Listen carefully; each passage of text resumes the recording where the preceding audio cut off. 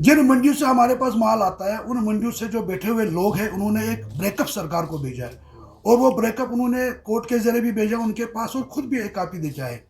उस ब्रेकअप में वो ये लिखते हैं कि जो हमारे पास यहाँ होलसेलर के पास सप्लाई आती है, ड्रेस मीट आता है, वो 554 रुपये हमारे पास किलो पूछता है। बिल्कुल एक ब्रेकअप है, रजिस्टर्ड लेवल पे उन्होंने उनको भेज दिया, थ्रू कोर्ट भी उसकी कॉपी सरकार के पास गई।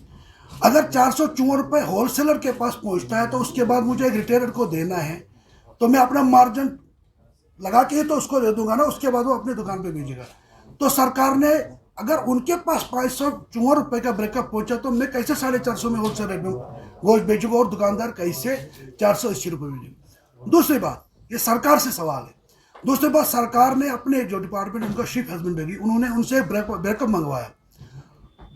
उस ब्रेकअप में सरकार के जो डायरेक्टर एनिमल हस्बेंड्री है, उन्होंने ये कहा कि हमारे पास जो प्रोडक्शन रेट है, जो उन्होंने एनालिसिस किया है, उस प्रोडक्शन रेट में वो कह रहे हैं कि 476 रुपये प्रोडक्शन रेट है।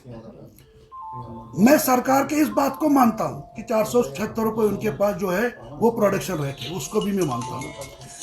और मैं दूसरी बात ये भी मानता हूं कि कश्मीर में क्योंकि चीफ हस्बेंड्री सप्लाई देती नहीं है, चलो इस बात को भी मानेंगे कि ये फार्मूला हम थ्रू आउट कंट्री बाहर के फार्मर पे भी ये लगा देंगे कि 470 रुपये बाहर के फार्मर को भी यूनिट या प्रोडक्शन रेट तैयार हो जाता है। अब जिस फार्मर के पास 476 रुपये में तैयार होता है प्रोडक्शन रेट, अब उसके बाद वो फार्मर उस माल को उठा के मंडी तक लेगा, तो मंडी घर से लेकर मंडी तक उसका खर्चा कहाँ से है? फिर जाके उसका अपना मार्जिन है, जो फार्मर का मार्जिन है, वो मार्जिन कहाँ पे जोड़ा? उसके बाद जो वहां से हमें सप्लाई करते उनका मार्जिन वो कहाँ पे जोड़ा? जब वो मेरे पास आया तो यहाँ तक आने के लिए उसका ट्रांसपोर्टेशन है, वो मार्जिन कहाँ जोड़ा? अब जब मैं दुकानदार को बेचूंगा और मैं अपना मार्जिन लगूंगा, वो मार्जिन कहाँ से जोड़ा? और दुकानदार के ऊपर जो उन्होंने मार्जिन लगाया वो मार्जिन कहाँ से जोड़ा? सवाल यही बनता है, अगर 476 रुपये प्रोडक्शन रेट है सरकार की, तो 450 रुपये में होलसेलर कैसे बेच सकता हूं? ये सरकार से सवाल है, ये उन लोगों से सवाल है जिन्होंने ये रेट निकाली है। एक दुकानदार को उन्होंने 30 रुपये मार्जिन रखा है, एक दुकानदार को 12 रुपये कुछ पैसे खर्च आता है ड्रेसिंग करने के लिए, या मतलब ट्रांसपोर्टेशन दुकान पे लेने के, बिजली फीस के लिए, या जो उनको जो काटने के लिए बंदे होते हैं, तो वहां से लेके फिर 18 रुपये दुकानदार का खर्चा बनता है, मतलब प्रॉफिट बनता है। एवरेज 20 किलो दुकानदार बेचता है, तो ये 500 से 550 रुपये एक दुकानदार को दिन में मिलेंगे।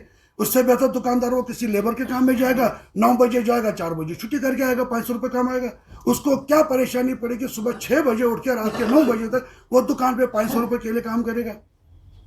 सरकार का ये तरीकाकार जो है, ये एक डिक्टेटरशिप अंदाज है, एक लाठीचार्ज तरीके से हमारे साथ रेड की गई और हम पे ये थोपी गई है ना। में तब अगर हम में कहीं गलत, हमने जो ब्रेकअप, हमारे लोगों ने जो ब्रेकअप दिया, जो दिल्ली में लोग बैठे, अमृतसर में लोग बैठे, उन्होंने जो ब्रेकअप, वो उस पर डिस्कस कर लेते, सरकार उनसे पूछती, सरकार हमें सप्लाई दे देगी और हम सरकार से यह कहेंगे कि सरकार हमें सप्लाई दे, हम बिल्कुल कम मार्जिन पे, मैं अपनी तरफ से, उन्होंने हमें बोला कि 30 रुपये दुकानदार को नफा है, हम दुकानदार से रिक्वेस्ट करेंगे कि 2 महीने के लिए आप इससे भी कम नफा करके बेच दीजिए।